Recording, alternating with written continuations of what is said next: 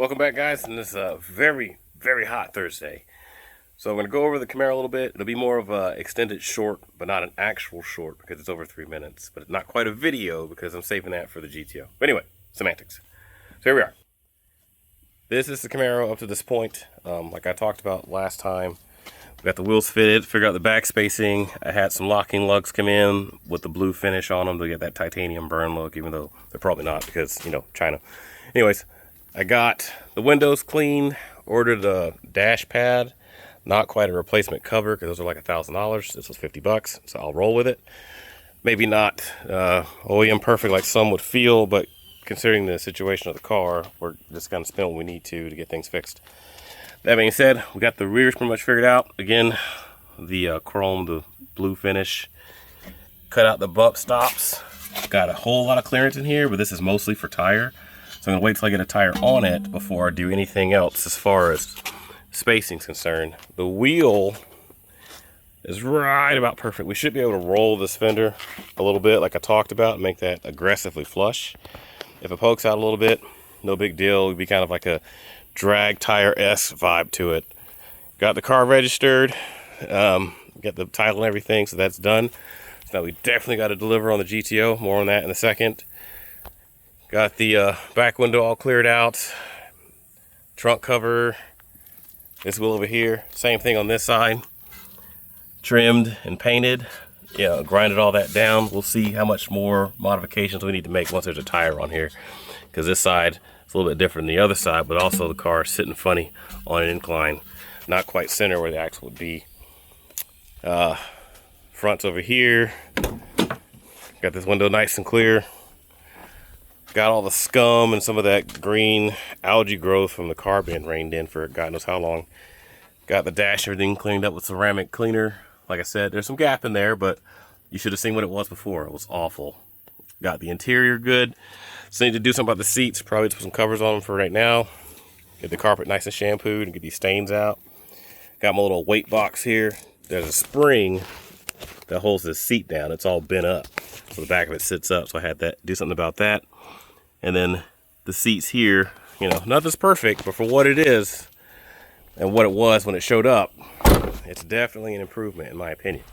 So that's just me. Now, as far as the Camaro is concerned, it needs head gaskets, right? That's what we figured out in the last video, that it needs head gaskets, a wasp or something. It needs head gaskets, and because it needs head gaskets, I don't want to spend a whole bunch of money simply fixing that one issue because I don't know anything else about the engine. And that being said, I just got a regular O'Reilly's head gasket repair kit.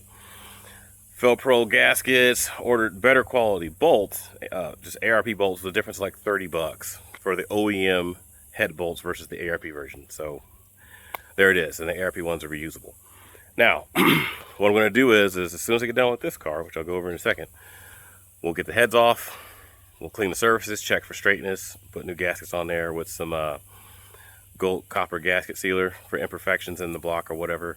Because like I said, we don't know anything else about it, so I'm not trying to sink a ton of money in the car until I figure out what I got running wise. We know there's an aftermarket diff in there. Don't know anything about its condition. Don't think anything about the transmission. So we're just trying to get it running, not overheating, and verify oil pressure to see how it drives. Fayetteville's not that far away. Hell, it might be fine all the way there and back, most likely, and it most likely will be. And that's the case. We'll just drive it as is because my GTO is priority in the long run, right? Because we want to get back on that so we can get that to the machine shop as far as the engine and transmission is concerned. Now, as far as James's car is concerned, the wiring harness showed up yesterday.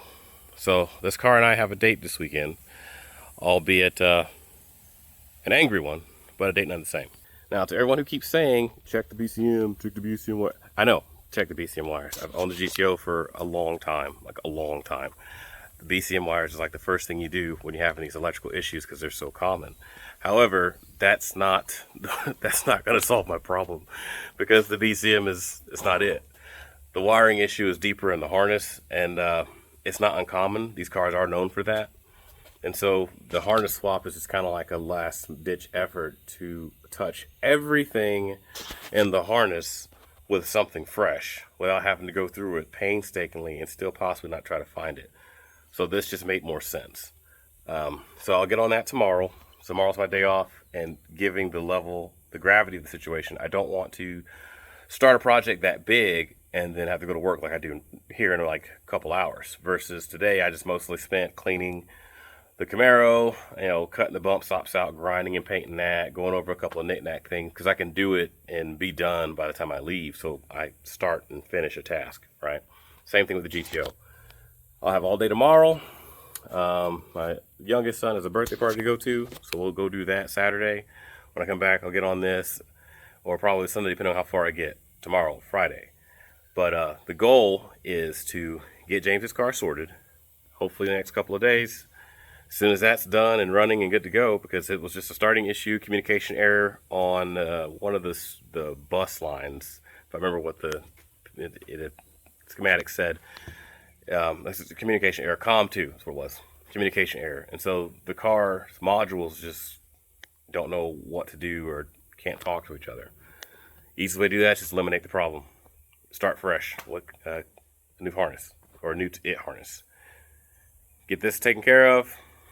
Get some tires for the Camaro. I got a set of tires I found in Kansas.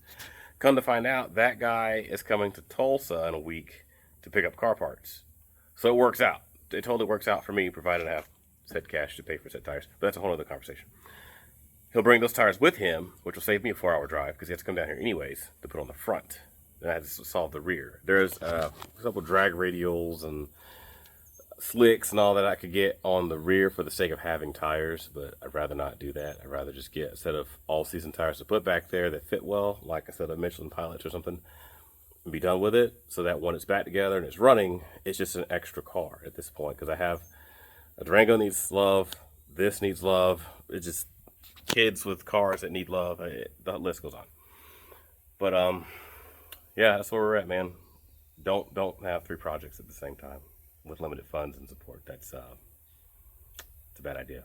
But here we are. So this is pretty much in its final form for the time being. Outside of tires and a couple of knickknacks, we're just gonna see what kind of car we got. Then, like I said, here in tomorrow, we'll get on this, get on that harness, and hopefully have a running GTO in the next 2-3 days. At least that's the goal. So anyways, it's pretty hot. I'm gonna get back to it, and thanks for watching.